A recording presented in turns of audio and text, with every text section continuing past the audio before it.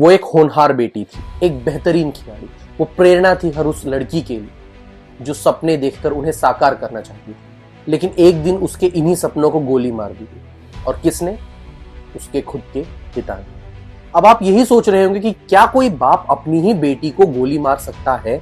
क्या कोई बाप अपनी बेटी के सोशल मीडिया यूज करने की चीज को इतना बड़ा बना सकता है कि उसे गोली मार दे?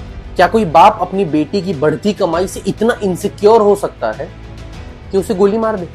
बेटी की कमाई खा रहा, क्या ये ताना इतना बड़ा हो सकता है कि कोई बाप अपनी ही बेटी को गोली मार दे? बेटी का नाम हो रहा है, दौलत और शोहरत मिल रही है, क्या ये चीज इतनी बड़ी है कि इस चीज की ईर्ष्या में एक बाप अपनी बेटी को गोली मार दे?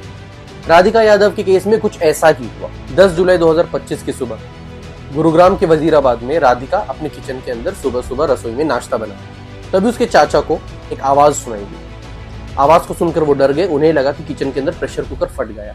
जैसे ही वो नीचे गए तो नजारा देखकर वो हक्के बक्के रह गए। उन्होंने देखा कि राधिका के पिता दीपक के हाथ में बंदूक थी और राधिका जमीन पर लेटी हुई थी। उसके ऊपर गोलियां चलाई जा चुकी थी। दीपक यादव यानी राधिका के पिता ने 5 गोलियां चलाई थी टोटल, जिसमें से 3 उसकी पीठ पर लगी थी और 2 उसके सीने के।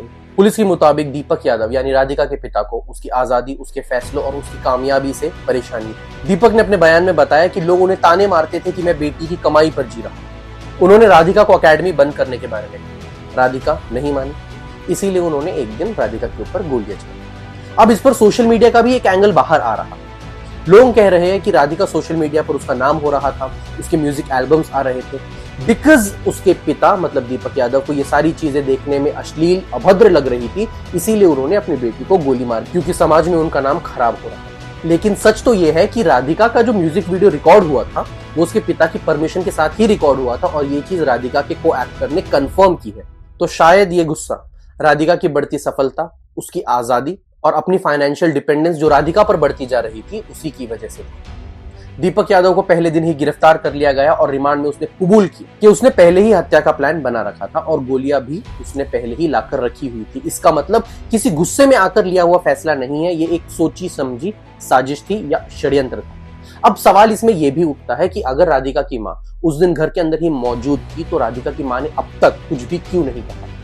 सवाल यह भी उठता है कि राधिका का भाई जो धीरज यादव, अगर वो घर के अंदर था तो उसने क्यों कुछ भी नहीं कहा, और अगर वो घर के बाहर था तो भी उसका अभी तक कोई बयान क्यों नहीं आया है? राधिका के पिता ने पहले दिन ही कबूल कर दिया कि मैंने ही अपनी बेटी को मारा। अब क्या सच में उन्होंने अपनी बेटी को मारा या किसी और के कत्ल का इल्जाम वो सिर्फ अपने ऊपर लेना चाहते थे? क्या इस कत्ल में सच में धीरज यादव और उनकी मां का कोई भी लेना देना नहीं था, या वो भी इस षड्यंत्र में इक्वली मिले हुए थे? पुरुष का अहंकार, पुरुष प्रधान समाज, बढ़ती हुई बेटी की आजादी को देखकर जलन, लोग क्या कहेंगे इस चीज का डर, और न जाने कितने एंगल्स के साथ इस स्टोरी को जोड़ा जा सकता है।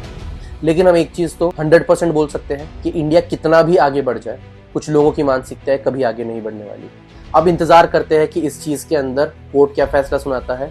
बेटी बचाओ बेटी पढ़ाओ ये आंदोलन या ये नारा तो बहुत समय से चल रहा है, और अब बेटियां पढ़ भी रही है, आगे भी बढ़ रही है, पर अपनी ही बेटियों की आजादी, उनकी सफलता उन्हीं के पिताओं से अगर ना देखी जाए तो इस चीज का तो कोई तोड़ कभी निकाला ही नहीं जा सकता। आप क्या कहना चाहते हो इस केस के बारे में? Do let us know in the comment section, क्योंकि इस केस के बाद एक चीज तो पता चल गई, यही है आज के समाज की सच्चाई।